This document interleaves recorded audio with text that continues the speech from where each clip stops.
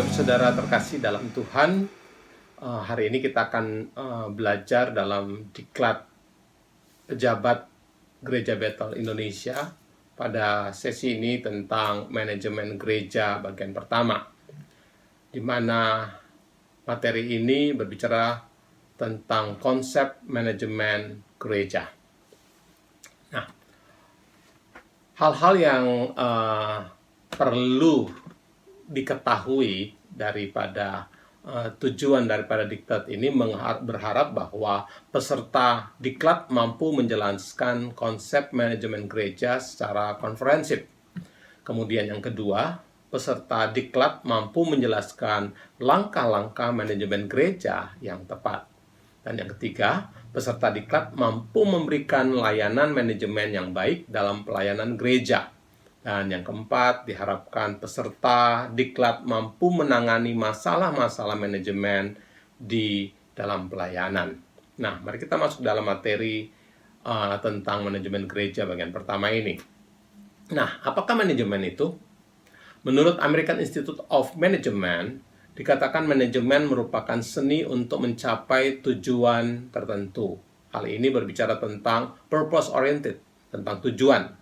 Kemudian American Management Association itu menjelaskan tentang manajemen merupakan satu cara mengusahakan agar tugas terlaksana dengan baik melalui orang-orang. Dan ini berbicara tentang people oriented. Jadi orang-orang yang dilihat. Nah, menurut George Terry, manajemen merupakan proses dari perencanaan, pengorganisasian, pelaksanaan, dan pengendalian menggunakan manusia dan sumber lainnya. Hal ini berbicara tentang definisi fungsional dari manajemen itu sendiri. Nah, kemudian kita melihat dari landasan Alkitab. Dalam Alkitab mencatat tentang manajemen yang dilakukan oleh para hamba-hamba Tuhan yang ada dalam Alkitab. Ya. Misalnya dalam Kejadian 41 ayat 42. Manajemen pangan yang dilakukan oleh Yusuf. Bagaimana Yusuf mengatur pangan dari masa kelimpahan ke masa yang sulit, ya, kekurangan. Nah, Yusuf mengatur manajemennya dengan baik. Kemudian dalam Keluaran 18 ayat 1 sampai dengan 27 ini berbicara tentang bagaimana kepemimpinan Musa atas bangsa Israel. Musa mengatur pemimpin-pemimpin, baik pemimpin 1000, 100, pemimpin 50, 10 ditempatkan untuk orang-orang yang ada di bangsa Israel, ya, dalam mengatur manajemen yang ada. Kemudian pada masa Nehemia, dalam Nehemia pasal 1 sampai dengan 13, di situ berbicara bagaimana Nehemia membangun tembok Yerusalem dan mengatur orang-orang yang membangun dan yang menjaga daripada tembok tersebut. Nah, dalam Lukas 6 ayat 13, ini bagaimana manajemen yang dilakukan oleh Yesus untuk memilih murid-muridnya untuk dapat menjadi murid yang mengikuti Yesus. Nah, kemudian dalam Kisah Para Rasul 6 ayat 1 sampai dengan 7 ini berbicara tentang reorganisasi pelayanan oleh para rasul. Nah, sekarang tujuan manajemen. Apa sih tujuan daripada manajemen? Tujuan manajemen yaitu memastikan tujuan pelayanan dan program gereja berjalan dengan baik. Jadi, dengan adanya manajemen ini kita dapat memastikan bahwa program gereja itu berjalan dengan baik. Nah, kemudian yang berikutnya, tujuan manajemen adalah memastikan fungsi-fungsi pengelolaan pelayanan mencapai tujuan yang dirumuskan. Jadi, semuanya berfungsi dengan baik. Nah, kemudian, yang berikutnya tujuan manajemen adalah meminimalisasi kesalahan dalam pengelolaan pelayanan gereja. Ya, sehingga tidak banyak terjadi kesalahan dalam menjalankan atau dalam pengelolaan pelayanan gereja. Nah, kalau kita melihat fungsi-fungsi manajemen, ada 4 hal fungsi manajemen, yaitu planning, ya, dalam arti merencanakan, kemudian organizing, dalam arti menempatkan orang-orang, memilih orang-orang dan menempatkan, mengatur semuanya, kemudian actuating, yaitu bagaimana menggerakkan, berjalannya tindakan-tindakan apa yang dilakukan dalam manajemen itu. Kemudian yang berikutnya adalah controlling, ya, bagaimana mengontrol apa yang sudah dikerjakan sesuai dengan tujuan atau tidak. Nah, berikutnya kita melihat apa yang dilakukan dalam perencanaan tersebut, dalam planning. Perencanaan adalah upaya merangkum seperangkat kerja yang dilakukan dalam usaha mencapai tujuan. Nah, jadi suatu upaya untuk membuat merangkum satu pekerjaan-pekerjaan untuk mencapai pada satu tujuan. Kemudian perencanaan merupakan peta yang menuntun keseluruhan mekanisme hidup dan kegiatan organisasi. Jadi setiap langkah, setiap step yang dilakukan oleh organisasi itu atau oleh gereja itu di situ dilihat ya apa yang harus dilakukan. Nah, kemudian yang berikutnya, perencanaan menjadi penting dalam lembaga dan organisasi karena menentukan apa yang akan dikerjakan dalam tahun-tahun kerja. Jadi di sini dilihat apa yang akan dikerjakan dalam setiap tahun atau setiap waktu-waktu yang tertentu. Nah, sekarang esensi daripada perencanaan ya. Perencanaan merangkum beberapa hal. Yakini, yang pertama, apa yang akan dikerjakan? Jadi harus tahu apa yang akan dikerjakan. Yang kedua, mengapa dikerjakan? Ini merupakan satu pertanyaan-pertanyaan. Ada 6 pertanyaan. Yang ketiga, di mana dikerjakan? Yang keempat, kapan dikerjakan? Dan yang kelima, siapa yang mengerjakannya? 6, bagaimana dikerjakan. Jadi ada, kalau dalam bahasa Inggris biasanya dibilang 5W dan 1H ya gitu ya. Jadi apa yang dikerjakan, mengapa dikerjakan, di mana dikerjakan, kapan dikerjakan, siapa yang mengerjakan, dan bagaimana dikerjakan. Jadi dalam membuat satu perencanaan, hal ini yang harus diingat ya, bahwa untuk apa yang dikerjakan, dan mengapa harus dikerjakan. Dimulai di mana, kapan, siapa yang mengerjakannya, dan bagaimana dikerjakan. Ini hal yang penting, esensi banget dalam membuat perencanaan. Nah, kemudian prinsip-prinsip perencanaan yang harus ditahu bahwa memudahkan mencapai tujuan. Jadi perencanaan dibuat agar memudahkan mencapai tujuan. Yang berikutnya adalah dibuat berdasarkan tujuan organisasi tentunya ya. Jadi apa tujuan organisasi? Dibuatlah perencanaan untuk itu. Kemudian dilakukan orang yang mengerti teknik perencanaan. The right man, the right place ya. Penempatan orang sesuai dengan kemampuan kapasitas mereka. Nah, kemudian teliti dan penuh perincian. Sebuah perencanaan itu sebaiknya teliti dan detail. Detail kerjanya, detail. Sesuai dengan hal-hal yang sangat kecil sekalipun perlu diperhatikan. Nah, kemudian berikutnya bersinggungan dengan pelaksanaan. Artinya bagaimana nanti pelaksanaan akan dilakukan ya. Nah, berikutnya bersifat sederhana, jangan terlalu rumit, jangan kompleks sehingga orang sulit untuk memahaminya. Orang-orang yang mengerjakan sulit untuk memahaminya. Orang-orang yang bersama-sama dalam mengerjakan pekerjaan proyek tersebut tidak bingung tentunya harusnya ya. Jadi harus sederhana. Dan kemudian bersifat fleksibel, bisa berubah sesuai dengan keadaan kondisi yang ada. Kemudian mengandung pengambilan resiko ya. Setiap tindakan tentunya ada resiko di dalamnya. Sebabnya juga harus dipertimbangkan tentang resiko ini. Dan yang berikutnya prinsip dari perencanaan adalah bersifat pragmatis, yang berarti ini bukan semata-mata hanya pada emosi atau cita-cita saja ya. Tetapi perencanaan ini harus realistis dan dilakukan step by step ya. Jadi pragmatis gitu ya. Nah, kemudian harus merupakan forecasting dalam arti bisa melihat ke depannya nanti gimana ya. Apa yang akan dilakukan ke depannya? Kira-kira bagaimana nanti hasilnya? Ya, jadi harus seperti itu. Nah, sekarang kita melihat dari jenis perencanaan. Ada 3 jenis perencanaan. Ya, pertama adalah rencana global, biasa disebut dengan corporate plan. Di situ berisi tentang tujuan, visi, misi, dan sasaran yang akan dicapai. Kemudian jenis perencanaan yang kedua adalah rencana strategis. Rencana untuk melaksanakan tujuan, visi, misi, dan sasaran yang akan dicapai.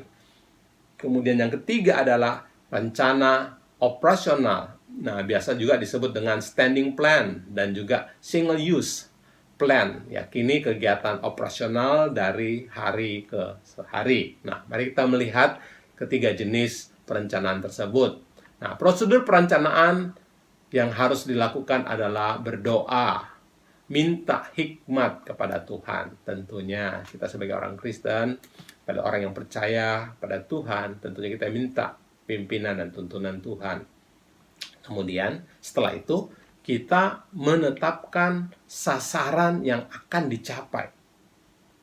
Sehingga kita tidak salah sasaran. Ya, kita harus tahu apa yang akan dicapai. Kemudian berikutnya membuat program. Tentunya program yang dibuat untuk memudahkan mencapai sasaran tersebut. Nah, setelah ada program, mulai menetapkan jadwalnya, waktunya, schedule-nya, kapan, di mana kita mulai diatur. Nah, setelah semuanya diatur, yang tidak lupa kita harus kerjakan adalah menyusun anggaran supaya kita tahu kemampuan anggaran kita sampai seberapa sehingga bisa disesuaikan dengan program dan waktu yang dibuat. Nah, langkah pertama tentang hal berdoa, memohon hikmat kepada Tuhan, ya. Yang pertama, supaya doanya spesifik harus melakukan analisa SWOT, ya, melihat bagaimana pergumulan, kekuatan, kelemahan, tantangan yang dihadapi tentunya, ya, dilihat hal itu. Kemudian perhatikan kondisi internal dan eksternal, bagaimana keadaan internal dalam, kalau ini berbicara dalam pelayanan gereja, bagaimana keadaan dalam pelayanan gereja dan bagaimana di luar, lingkungan di luar. Nah, kemudian yang berikutnya memperhatikan faktor-faktor dalam organisasi atau lembaga, ya, apa saja faktor-faktor yang ada, ya, yang mungkin itu melemahkan atau menjadi kekuatan daripada pelayanan tersebut. Kemudian menimbang kekuatan dan peluang organisasi. Ini berhubungan tadi dengan analisa SWOT tadi semuanya, ya. Jadi hal-hal ini yang diperhatikan pada saat kita berdoa memohon hikmat kepada Tuhan. Nah, kemudian langkah yang kedua, menetapkan sasaran. Faith goals. Ya, bagaimana untuk mencapai sasaran kita harus menetapkan sasarannya apa nih. Nah, beberapa hal yang perlu diperhatikan pada saat kita menetapkan sasaran. Yang pertama, ingat pesan firman Tuhan dalam doa, ya. Jadi apa yang Tuhan mau kita kerjakan, ya. Kemudian yang kedua, perhatikan tujuan gereja, ya. Jadi apa sih tujuan gereja, ya, dalam hal ini, kenapa harus dilakukan, ya, seperti itu. Kemudian yang ketiga, pelajari tata dasar atau tata gereja dan identifikasi bidang-bidang pelayanan. Jadi sesuai dengan tata gereja yang ada, khususnya kita dalam Sinode GBI ada tata gereja, ada aturan-aturan yang ada. Untuk menetapkan sasaran, kita harus melihat juga aturan-aturan, ada rule yang sudah ditetapkan. Nah, berikutnya yang keempat adalah perhatikan satuan fungsional yang ada, seperti pelayanan atau kategorial, ya. Dalam Gereja Bethel Indonesia ada kategorial anak, remaja, pemuda, dewasa, ya.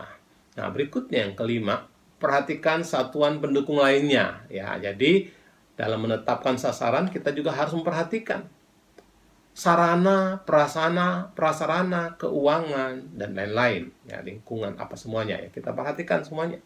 Kemudian yang keenam, perhatikan sasaran operasional gereja. Apa yang menjadi sasaran pada operasional gereja, langkah-langkah apa yang harus diambil. Nah, kemudian yang berikutnya yang ketujuh, perhatikan fungsionaris yang bekerja dalam gereja, ya, apakah dapat berperan dengan baik atau tidak. Nah, kemudian langkah yang ketiga, susun program kerja.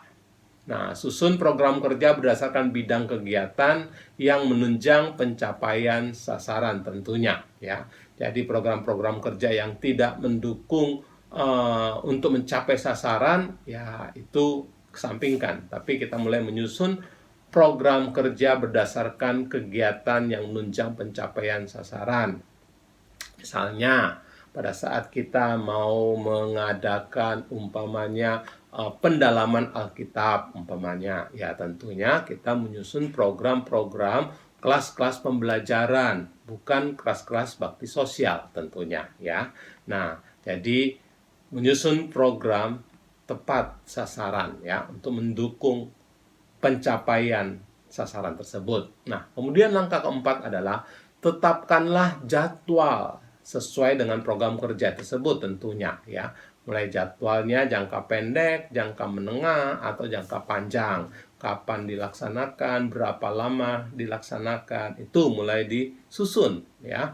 Kemudian langkah kelima, susunlah anggaran. Berapa banyak anggaran yang dibutuhkan untuk menyelenggarakan program yang sudah disusun.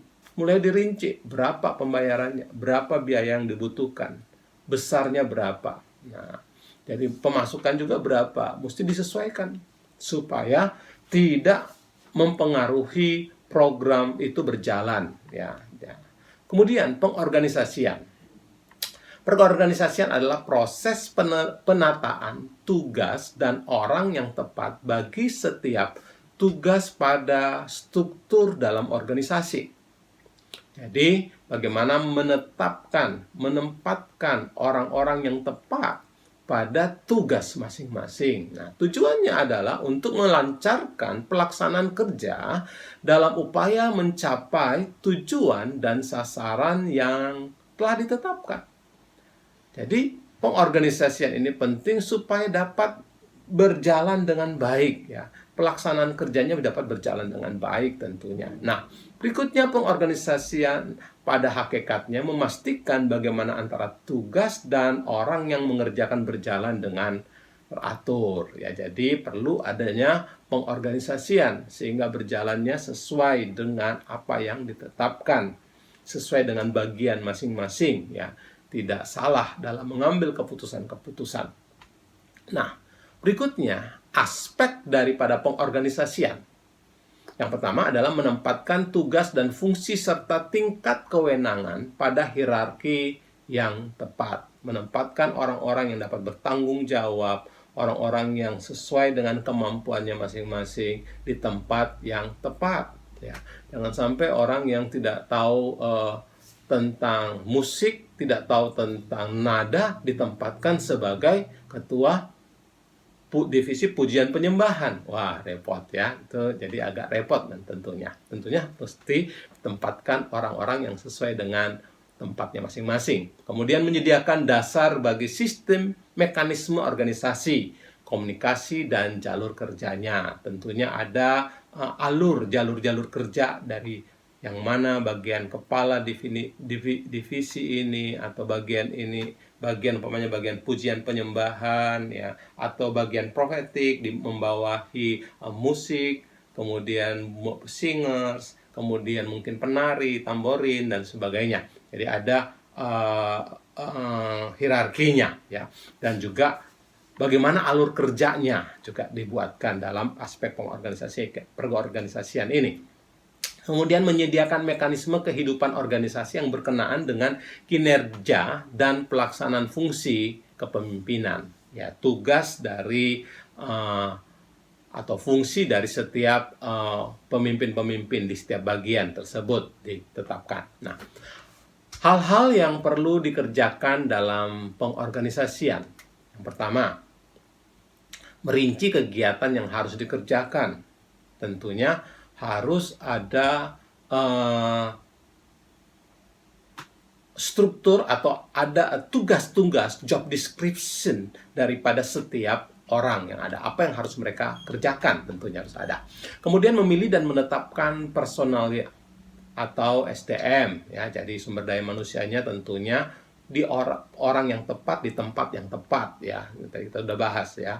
Jadi jangan menempatkan orang yang tidak tahu tentang nada atau musik, tentang suara pada bagian pujian penyembahan, ya repot. Atau mungkin menjadi ketua departemen anak sekolah minggu, padahal orang tersebut tidak suka dengan anak-anak. Wah, itu repot ya. Jadi harus disesuaikan. Nah, kemudian membagi kegiatan yang harus dilakukan oleh organisasi tersebut. Jadi apa-apa kegiatan-kegiatan yang akan dikerjakan itu harus diatur ya. Bagian-bagian apa yang harus dikerjakan, umpamanya penjadwalan, kemudian orang-orang yang mengerjakan bagaimana mengerjakan umpamanya kurikulum untuk sekolah minggu, atau pengajar-pengajar di dalam diklat pengajar di umpamanya pendalaman rohani dalam pelayanan. Nah, itu mungkin mulai diatur. Nah, kemudian menetapkan job description. Jadi menetapkan tugas-tugas tanggung jawab dari setiap bagian. Apa-apa yang harus dikerjakan. Ketua departemen musik harus mengerjakan apa, ketua mungkin departemen untuk pujian apa, ketua daripada departemen atau ketua daripada tim kreatif ministry apa tugasnya, umpamanya seperti itu. Nah, kemudian memadukan antara sumber daya manusia dengan bidang tugasnya, disesuaikan dalam umpamanya musik pujian penyembahan, bagaimana dengan bagian daripada ibadah raya, umpamanya orang-orang yang mengatur ibadah raya mungkin diatur dalam ibadah raya. Tentunya ada aser, ada kolektan ya. Kalau gereja yang sudah mulai cukup besar, tentunya ada bagian-bagian yang lain lagi mungkin ya. Jadi ada aturan seperti itu ya. Nah, kemudian mengkombinasikan kegiatan organisasi. Jadi bagaimana dibuat sedinamis mungkin, senyaman mungkin di kerjasama yang baik antara setiap bagian-bagian. Nah, kemudian berikutnya membuat mekanisme koordinasi. Jadi ada aturan-aturan bagaimana alur-alur kerja daripada setiap pengkoordinasian, menghubungkan bagaimana dalam umpamanya bagian ibadah raya, bagaimana berkomunikasi, mengkoordinasikan siapa yang mempunyai jadwal pujian penyembahan, yang main musik, yang pimpin pujian, kemudian yang mungkin yang menjadi singersnya atau penarinya, kemudian siapa yang mengatur asal kolektannya. Jadi mengkoordinasikan, mengatur semuanya. Nah, kemudian berikutnya yang harus dikerjakan dalam pengorganisasian adalah monitoring kegiatan, ya, mengecek apakah bagian ini sudah menjalankannya, bagian musik pujian sudah mengerjakannya dengan baik, bagian aser atau kolektan atau bagian yang lainnya sudah menjalankan dengan baik. Nah, kemudian melakukan tindakan koreksi. Jadi setiap kegiatan-kegiatan yang ada tentunya akan dievaluasi dan dikoreksi, hal yang kurang diperbaiki, di mana kekurangannya itu diperbaiki ya. Nah, sehingga pelayanan boleh lebih maju.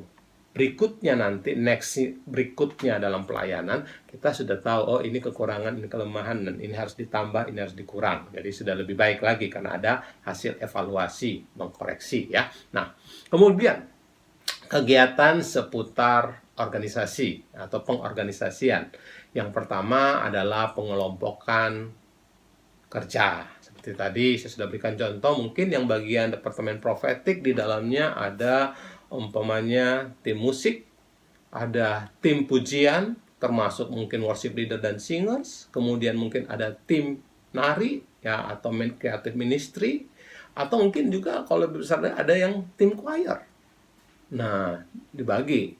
Belum lagi dalam ibadah, mungkin ada bagian aser, ada yang bagian atau aser atau penyebut tamu, ada yang bagian kolektan, ada mungkin bagian yang care-nya ya. Nah, diatur ya.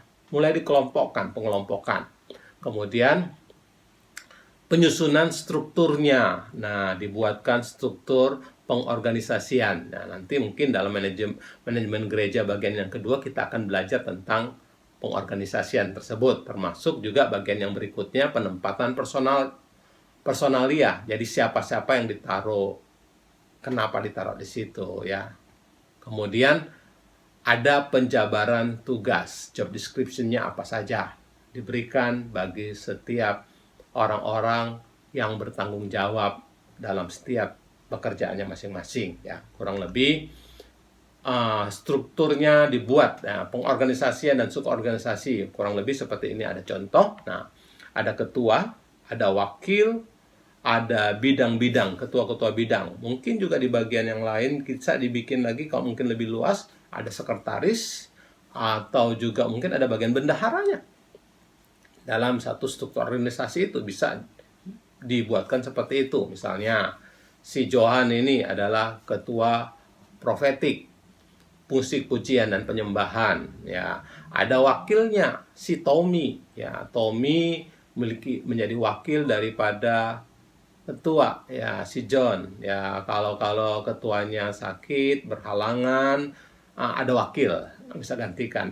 Mungkin bisa tambah sekretaris mungkin yang bisa mengatur, membuatkan jadwal dan sebagainya. Kalau mungkin pengorganisasian yang lebih luas, mungkin bisa ditambah dengan bendahara untuk mengatur, mungkin mempersiapkan untuk kostumnya mungkin, atau pada saat latihan ada konsumsi atau apa ya, mungkin kalau sudah lebih luas lagi ya. Tetapi ini yang sederhana, ketua, wakil, ada bidang-bidang. Bidang-bidangnya mungkin kalau di tim profetik adalah bidang musik tersendiri. Yang berikutnya umpamanya bidang musiknya adalah si Ana ya. Kemudian di bidang pujiannya itu si Joseph di sini, bidang 2-nya. Di situ di dalamnya ada pemimpin pujian dan singers umpamanya. Bidang 3 si Rini umpamanya di sini sebagai contoh. Mungkin bagian creative ministry, tari umpamanya. Nah, jadi ini adalah contoh daripada struktur organisasi yang sederhana ya. Nah, unsur-unsur struktur organisasi yang pertama kita harus lihat adalah tentang pembagian kerja ya, supaya setiap orang yang ditempatkan pada bagian masing-masing tahu apa yang harus mereka kerjakan. Nah, kemudian yang kedua adalah tipe pekerjaan yang dilakukan. Tentunya apa yang mereka harus lakukan, apakah bagian administrasi atau bagian lapangan atau mungkin yang lainnya. Jadi dilihat, dibagi, oh ini bagian yang administrasinya, oh ini bagian yang di lapangannya. Mungkin itu bisa dilihat jenisnya di mana aja. Nah, kemudian kalau kita sudah tahu tipe-tipe pekerjaannya, mulai mengelompokkan pekerjaan tersebut ya, pengelompokan bagian-bagian tersebut. Mungkin contoh seperti yang tadi tentang pujian penyembahan, musik pujian penyembahan, ada mengelompokkan pada bagian musik, mungkin ada yang mengelompokkan pada bagian pujiannya aja, worship leader dan pemimpin pujian dan singers atau nari. Nah, jadi pengelompokan pekerjaan. Nah, kemudian yang keempat adalah pimpinan dan orang yang dipimpin. Nah, di situ mesti ada siapa yang menjadi pemimpin, siapa yang menjadi orang-orang yang dipimpinnya, apa bagiannya masing-masing. Tentunya itu berhubungan dengan yang kelima, ada garis komando dan pertanggungjawaban. Misalnya seperti contoh yang tadi, bidang umpamanya musik, bidang musik umpamanya dari bidang profetik tadi, kemudian ada bidang musik, pujian, worship leader dan singers, ada bagian umpamanya creative ministry, bagian musik umpamanya. Bagian musik ada yang terbagi-bagi, mungkin kalau lebih luas lagi, mungkin terbagi lagi, ada yang bagian engineeringnya atau bagian yang umpamanya arrangementnya. Nah, ada bagian-bagian yang lainnya mungkin juga untuk mungkin bagian pujian penyembahannya, singers dan worship leader umpamanya. Ada yang bagian worship leader, ada yang bagian singers umpamanya.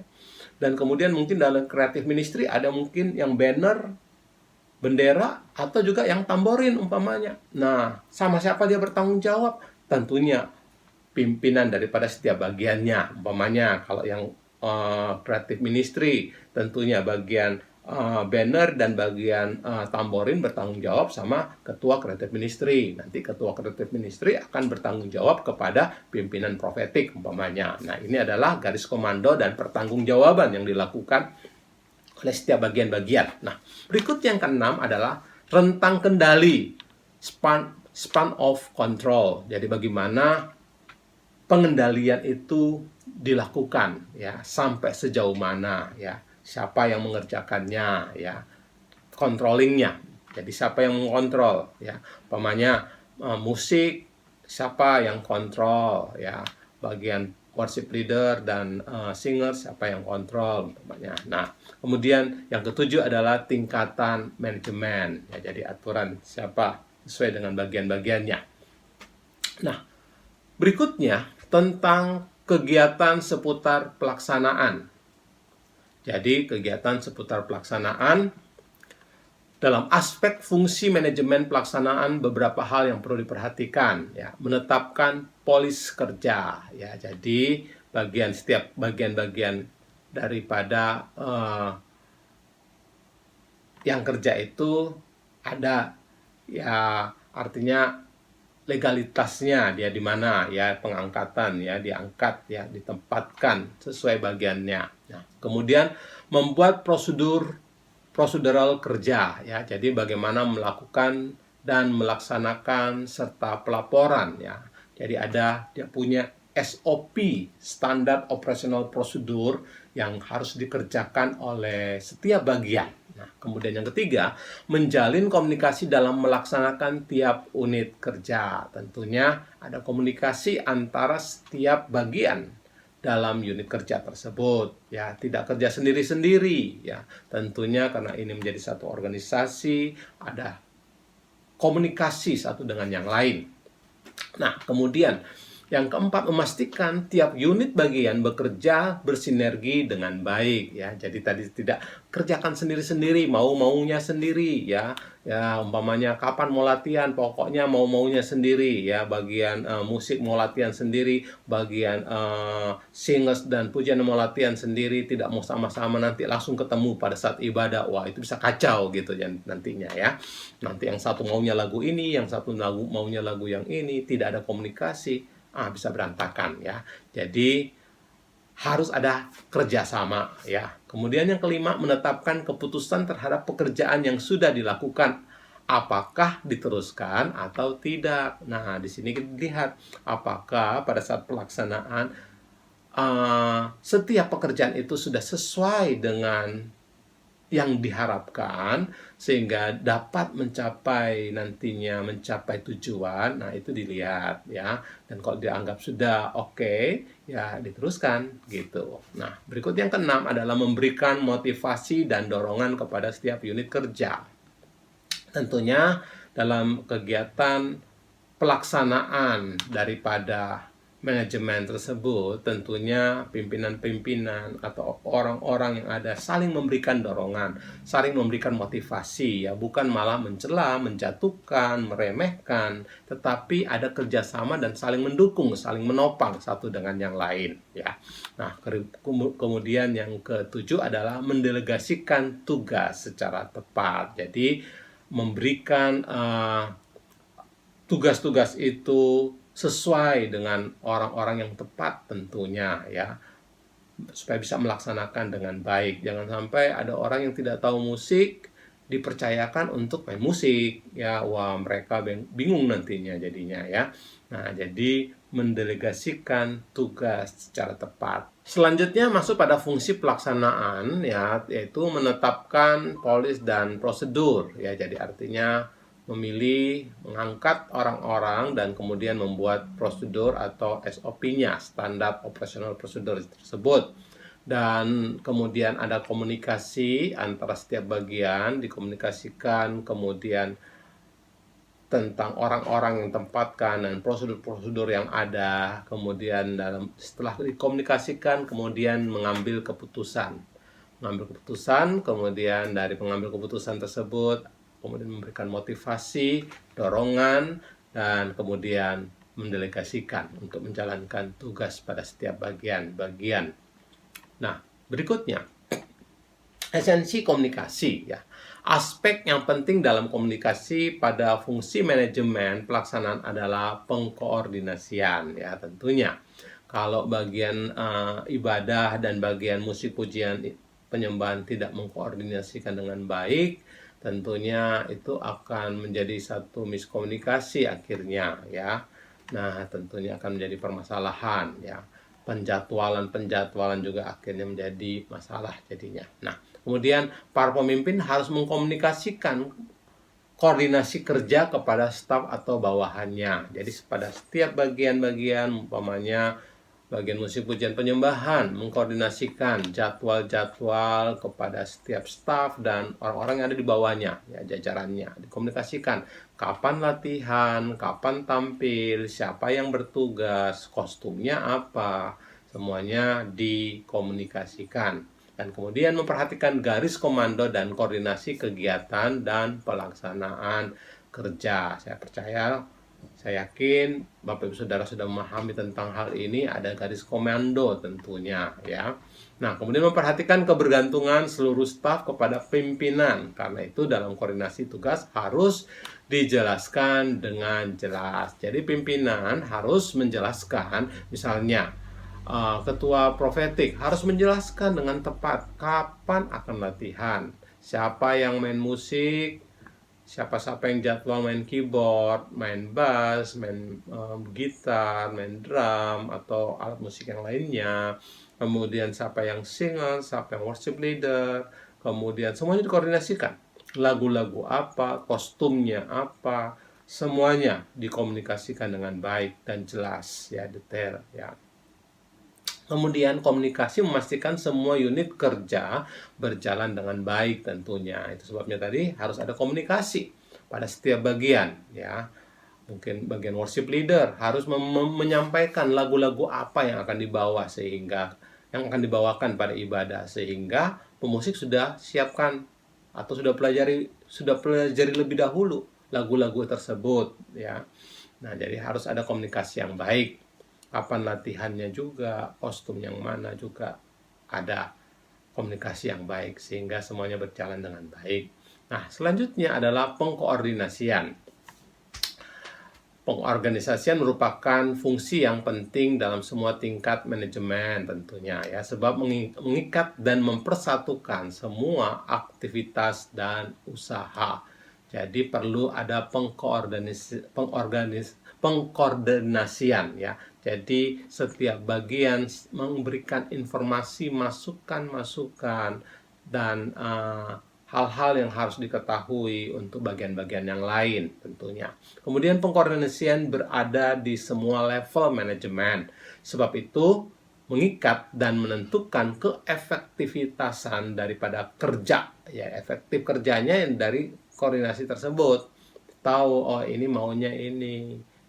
Kostumnya apa nanti dipakai dalam ibadah hari Minggu jam pertama atau jam kedua apa, siapa yang main melayani, harus ada pengkoordinasian ya, tidak maunya sendiri, nanti saja sudah mau ibadah baru nanti main tunjuk-tunjuk. Wow, itu akan membuat kacau tentunya ya. Jadi kita harus mengkoordinasikan dengan baik sehingga ibadahnya berjalan dengan baik tentunya kalau diatur seperti itu ya. Jadi harus ada pengkoordinasian dengan baik.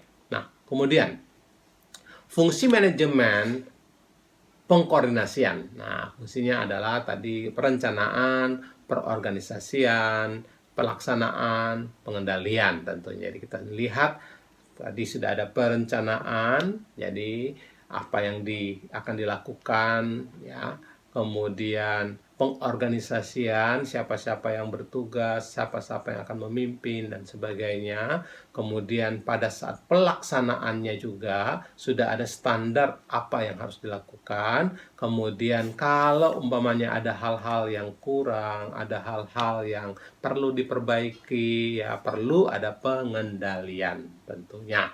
Sehingga fungsi manajemen pengkoordinasian ini dapat berjalan dengan baik. Nah, prinsip pengkoordinasian yang harus diperhatikan adalah yang pertama adalah kesatuan arah dan tujuan. Tentunya setiap bagian tidak boleh mempunyai agenda masing-masing. Setiap bagian harus memiliki satu kesatuan sesuai dengan arah tujuan yang ada untuk tujuan bersama tentunya, kesepakatan ya.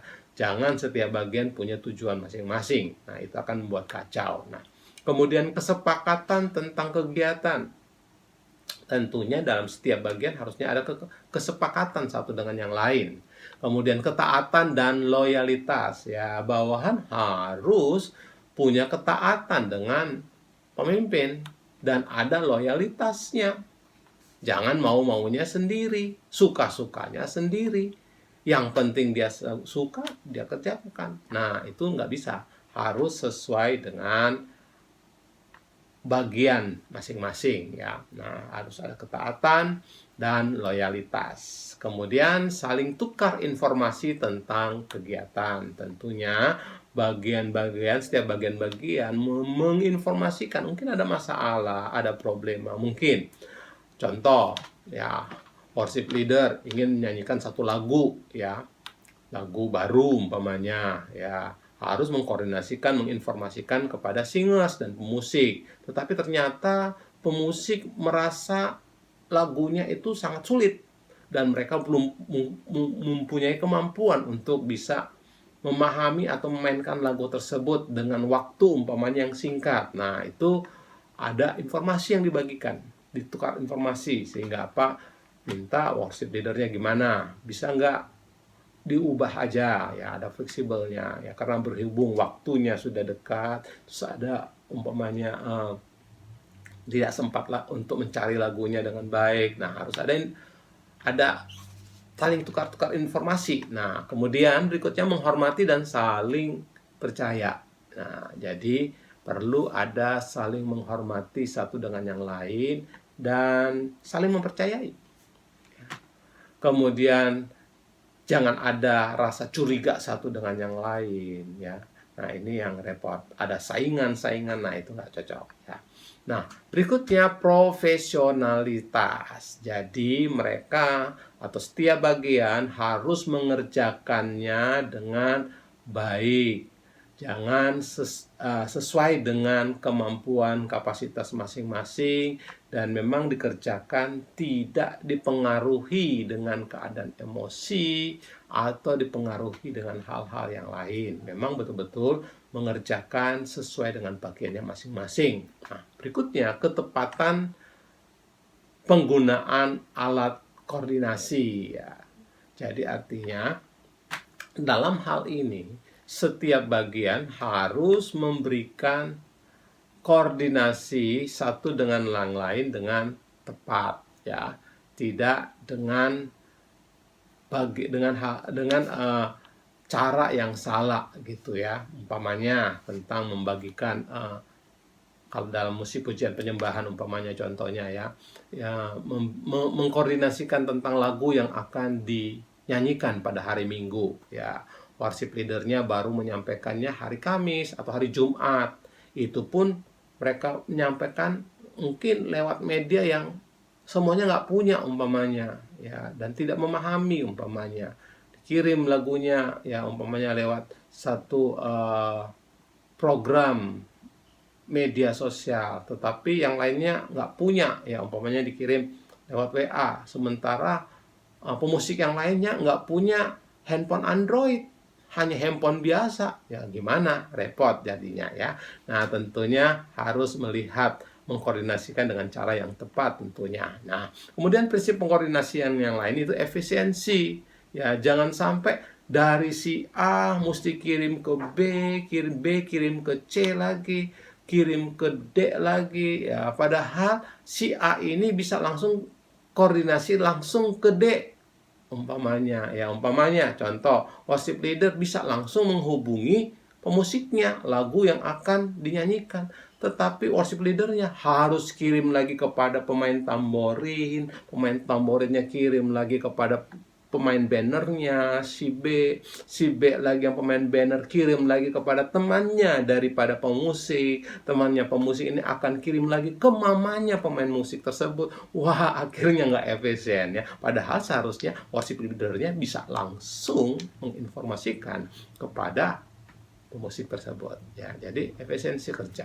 Nah, ada pemimpin yang menggerakkan dan memonitor tentunya ya. Jadi pemimpin yang memberikan dorongan, mengencourage setiap anggotanya untuk bisa maju terus mengerjakan dengan baik. Tetapi pemimpin juga akan memonitor apakah orang-orang yang diberikan tanggung jawab itu mengerjakan dengan baik, dengan maksimal, apa yang menjadi tanggung jawab mereka atau enggak ya. Jadi monitor apakah sudah dikerjakan sesuai atau tidak, itu dimonitor oleh pimpinan. Nah, sekarang kita masuk dalam kegiatan seputar pengendalian. Memastikan daftar rencana kegiatan operasional seperti yang telah direncanakan. Jadi, pada saat pengendalian kegiatan tersebut, kita harus melihat tentang rancangan kegiatan operasional yang ada, apakah sesuai dengan yang direncanakan atau tidak. Kemudian memperhatikan SOP atau Standard of Performance, biasa juga disebut dengan Standard Operational Procedure, yang telah disusun.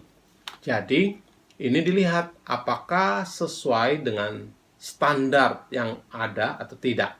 Nah, kemudian berikutnya memeriksa laporan dan mencocokkan dengan RKO atau rencana kerja operasional dengan Standard of Performance yang ada. Apakah sesuai rencana kerja operasional itu sesuai dengan standar yang telah ditetapkan. Nah, kemudian pada saat pengendalian juga melihat atau menilai hasil capaian setelah melalui jangka waktu yang ditentukan. Ya, tentunya evaluasi dilakukan setelah melihat beberapa kali kegiatan-kegiatan tersebut apakah sudah cocok atau tidak, atau perlu diperbaiki beberapa bagian atau tidak. Nah, kemudian berikutnya, jika memenuhi target, maka dalam perencanaan berikutnya menetapkan standard of performance atau standard operational procedure tersebut yang lebih baik lagi. Ya, mungkin standarnya ditingkatkan lagi, diperbaharui ya tentunya. Itu sebabnya perlu juga dalam perencanaan ada fleksibilitas. Ya. Nah, kemudian dalam pengendalian juga, jika tidak memenuhi target, maka dilakukan tindakan koreksi di berbagai bidang. Ini adalah bagian daripada evaluasi ya, pengendalian ini ya. Jadi bagian daripada evaluasi. Nah, jadi kalau kita melihat dari fungsi pengendalian ya, circle-nya seperti ini ya. Rencana kerja operasional ya, RKO-nya, kemudian dari rencana kerja operasional itu masuk di standard of performance, dilihat dari SOP-nya tersebut apakah sudah pas. Kemudian dari hal ini dibuatkan laporan apakah pelaksanaannya sudah sesuai dengan standar yang ada. Kemudian dari laporan itu kemudian ada penilaian. Nah, dari penilaian ada koreksi ya, istilahnya evaluasi, bagaimana hasilnya, apakah ada yang perlu diperbaiki atau ada yang perlu ditingkatkan. Nah, jadi dari pengendalian ini akan dapat melihat hasilnya bagaimana. Nah, selanjutnya tindakan koreksi ya. Koreksi dilakukan jika dalam berbagai hal pencapaian organisasi belum memadai atau tidak sesuai, tidak mencapai target yang diharapkan. Nah, bidang yang dievaluasi antara lain tentunya SDM-nya ya, sumber daya manusianya, apakah orangnya mampu atau tidak mampu, salah penempatan atau apa. Kemudian kalau mungkin SDM-nya sudah tepat, targetnya, apakah target terlalu tinggi atau target pencapaiannya ini tidak pas umpamanya, sesuai dengan kemampuan atau bagaimana. Nah, itu dilihat. Nah, dan kemudian juga tersedianya sarana dan prasarana, melihat apakah ketidaksampaian atau tidak tercapainya tujuan itu karena masalah sarana dan prasarana. Nah, mungkin ini juga bisa dikoreksi, dilihat bagian mana yang kurang. Nah, koreksi juga diadakan jika dalam perjalanan organisasi terjadi stagnasi atau hambatan. Ya, jadi akan ada koreksi. Kenapa bisa stagnasi? Ya, kenapa ada hambatan? Apa hambatan-hambatannya dilihat dan diperbaiki ya. Setelah itu harus memutuskan melakukan efisiensi perbaikan ya, untuk supaya bisa mencapai kepada sasaran tujuan yang diharapkan ya. Nah, ini bisa juga dikerjakan di bagian akhir periode kerja ya. Jadi pengkoreksian ini juga merupakan bagian dari akhir periode kerja itu dilihat ya. Jadi ada evaluasinya. Nah, penutup. Manajemen gereja adalah alat untuk memastikan semua fungsi pengelolaan gereja itu berjalan dengan baik tentunya. Jadi perlu ada manajemen gereja. Nah, kemudian manajemen gereja berfungsi sebagai alat kontrol dan meminimalisasi kesalahan dalam pelayanan atau program gereja. Sehingga pada saat menjalankan atau dalam saat pelayanan dikerjakan, itu boleh dikatakan minim daripada kesalahan. Kemudian, manajemen gereja itu harus dilandasi pada terang firman Allah tentunya, ya, sehingga tercapai tujuan pelayanan dengan akurat. Baik, demikianlah materi pembelajaran kita pada diklat kali ini tentang manajemen gereja. Bagian pertama berbicara tentang manajemen gereja, dan kiranya apa yang kita pelajari kali ini dapat bermanfaat dan dapat menjadi berkat bagi kita semua. Terima kasih. Tuhan Yesus memberkati.